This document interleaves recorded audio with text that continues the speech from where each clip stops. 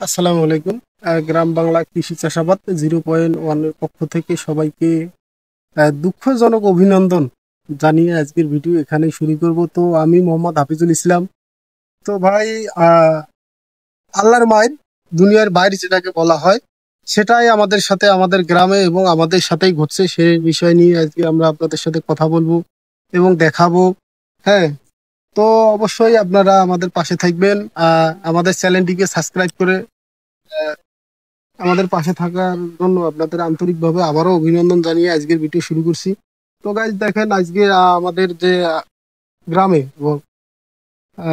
মূলত 5 দিন ধরে বৃষ্টি হওয়ার কারণে আমাদের এলাকায় যেভাবে ধানগুলো পড়ছে, তো ধারণার অতীত এই যে ধানগুলো আছে, এই ধানগুলা হওয়ার মতো কোনো চান্সই নেই। আমাদের যে এই ধান হওয়ার মতো কোনো চান্সই নেই। এই ধানের ভিতরে এখনো চাইল জন্মই নেয়নি। এই যে দেখেন, রস পানি বাইর হইতেছে। তো এভাবে যদি ধান পড়ে থাকে আমাদের, তাহলে আমরা তো কৃষিতে অগ্রসরের বদলেই পিছিয়ে আসব।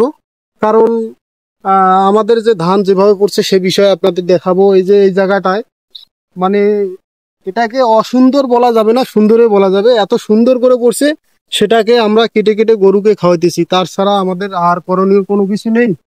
তো এই জায়গাটায় দেখেন, এই জায়গাটায় এই জায়গাটায় যে আমরা ধানটা তুলবো, ধানের কি আছে? কিছু নেই, শুধু পাতা ছাড়া। তো যদি আমরা এটা এভাবে তুলে আহ বেঁধেও দেই, এটা যদি এভাবে তুলে বেঁধেও দেই, তারপরেও মানে আশঙ্কাজনক থাকবে কি না।